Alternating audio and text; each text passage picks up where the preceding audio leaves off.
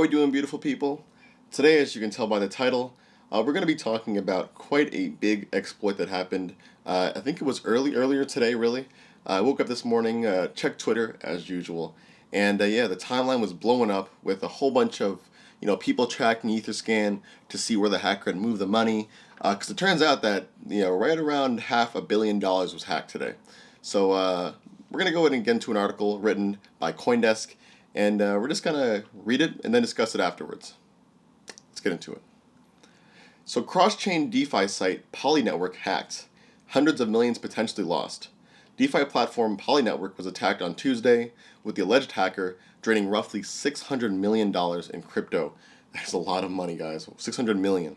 Poly Network, a protocol launched by the founder of Chinese blockchain project Neo, operates on the Binance Smart Chain, Ethereum, and Polygon blockchains. And I haven't heard of Neo, by the way, in such a long time. Tuesday's attack struck each chain consecutively, with the Poly team identifying 3 addresses where stolen assets were transferred. At the time that Poly tweeted news of the attack, the 3 addresses collectively held more than $600 million in different cryptocurrencies, including USDC, wrapped Bitcoin, wrapped Ether, and Shiba Inu. Of course, it had that Shiba Inu, right? Blockchain scanning platform show. We call on miners of affected blockchain and crypto exchanges to blacklist tokens coming from the above addresses, the Poly team tweeted. The $600 million figure would place the Poly Network hack among the largest in crypto history. Which, by the way, and I don't know if my computer's on, by the way, that's actually the biggest hack I've ever heard of on DeFi, really. So yeah, that's over $500 million. Tether froze approximately $33 million of that in relation to the hack. The Tether CTO, Paulo Ardoino, hopefully I said your name right, tweeted today, which is a lot of money and kind of just shows you again, that these guys have the power to just blacklist your stuff like that, if they choose to, of course. About 1 hour after Poly announced the hack on Twitter, the hacker tried to move assets, including USDT, through the Ethereum address into liquidity pool Curve.fi, Curve Finance. Records show. The transaction was rejected. Thank God. I think if they actually ended up moving it into Curve, I think I was seeing that they wouldn't have been able to take it out by at that point, or they really wouldn't have been able to blacklist any tokens if there were any stable ones in there. So it's actually good that they weren't able to get them in there. Meanwhile, close to $100 million has been moved out of the Binance Smart Chain address in the past 30 minutes and deposited into liquidity pool Ellipsis Finance, which I have never heard of. The Poly team could not be reached for a comment at the time of publication. Poly Network was the second Chinese interoperability protocol to be featured on the government-backed blockchain-based service network. Not sure what they mean there, but wow, dude. Yeah, Poly Network had a lot of money locked into it, and the crazy thing is I didn't even hear about it until this hack. And I think a lot of people, likewise. I think Banteg on Twitter tweeted the same thing. Like, he hadn't even heard of it until now. And if you think about it, it's really nuts that there are still hacks, even this big, happening on crypto.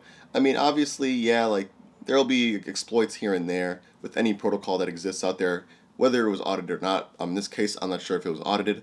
But the fact that there was this much money in it and, only now was kind of just taken advantage of, it just seems like a very weird situation. And I know in these cases, a lot of people like to point blame at the team, be like, oh, maybe it was them. It's like, it's definitely a hacker, right? And I think even the team sent the hackers an email or something like that, or something like a little letter or something, said, "Dear hackers," and then, some other stuff. Come on, bro. You can't make this stuff up, guys. This shit is crazy. This makes you long for a good cup of coffee. Which brings me to today's sponsors, Blockchain Coffee Co. Blockchain Coffee Co. is essentially a website where you can go ahead and buy all these really, really cool sounding coffee flavors, such as the Ethereum African Espresso, the dyed donut shop blend, and even something called the NFT Mint. Very, very clever stuff on there. It's essentially where crypto meets coffee, if you will. Your boy opted for the Colombia. I am no coffee connoisseur by any means, but let me tell you this. My mom makes Bustelo every morning without fail, and this kind of knocks it out the park, bro. I'm not going to lie to you. So if you want to try this coffee, go ahead and hit up the link down below. I'll go ahead and put it there. They have free shipping, and of course you can use the code BeFresh to get 10% off your next order. So stop slacking and, get to drinking. Wait, coffee. Now, I'm not going to finish the article because it is just a whole bunch of extra stuff and how the hack actually happened and all that stuff. But yeah, I'm less interested in how the hack actually happened. I'm more interested in the future of cross-chain, liquidity and just cross-chain protocols interacting with each other. I think it's going to be a really big, I guess you could say, strain point for a lot of these blockchains, especially when it comes to exploits like this. And I think that's why you can see that there's so much funds that were hacked. It's because these aren't just funds on Ethereum. These aren't just funds on Binance. It was on, I think it was like all three of them, right? Ethereum, Binance, and Polygon.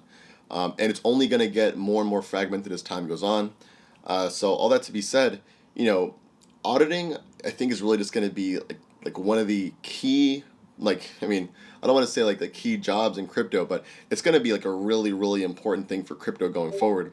That we have these like really really reliable auditors out here, making sure that all this code is up to par and there's no type of logic error that could happen. Because again, those are pretty much like the worst types of errors that you can have. Because those are ones that you don't know you have them until someone exploits them, more or less, which is probably what this one was in this case.